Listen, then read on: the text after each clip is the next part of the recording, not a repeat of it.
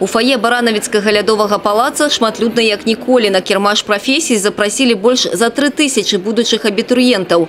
Вучняў 9, 10 і 11 класаў з усіх школ горада і района.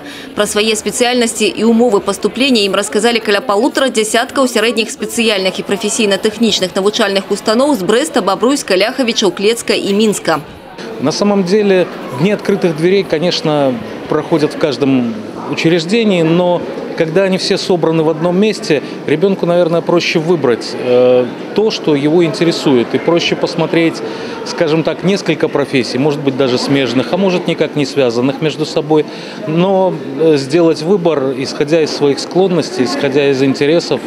Ярмарка подобного типа, я думаю, что она будет продолжаться в обязательном порядке и в дальнейшем. На кірмашы сапраўды было на што паглядзець. Пры гэтым кожная навучальная установа старалася зацікавіць будучых абітурыентаў па-свойму. Павары дэманстравалі майстэрства карвінгу, мастацкага нарэзвання садавіны і гародніны. Тым, хто цікавіцца жывёламі, прапанавалі паглядзець у мікраскопы, даведацца пра працу ветэрынараў. Парыкмахеры ўсім жадаючым тут рабілі прыгожыя прычоскі, манікюр і макіяж. Хлопцаў знаёмілі з тэхнікай, ну а творчыя натуры маглі паўдзельнічаць у стварэнні карціны, засвоіць тэхніку батіка. Мне понравилось много специальностей. Больше всего мне понравились это какие-то художественные специальности, парикмахер. Но, наверное, я все-таки буду поступать в Ляховичи на ветеринара, потому что мне нравится помогать животным. Мне больше всего понравилась профессия электрогазосварщик и слесарь. Это мужская профессия, хорошо оплачиваемая. В сельской местности, где я живу, она больше нужна.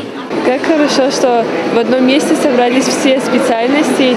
И то, что я еще раз утвердилась в том, что я хочу пойти на парикмахера, и мне даже заплели косу, и теперь я надеюсь, что я смогу тоже так заплетать. Прынята лічыць, што вучоба ў вышэйшых навучальных установах куды больш прэстыжная. Але, як кажуць прадстаўнікі каледжаў і ліцэяў, іх перавага ў тым, што за больш кароткі час чалавек можа атрымаць адразу некалькі прафесій. Пры гэтым многія з іх сапраўды запатрабаваныя і добра аплачваюцца. Алена Ракуць, Аліса Грыгарчук, Юрий Титоў, тэлерадыёкампанія «Брэст».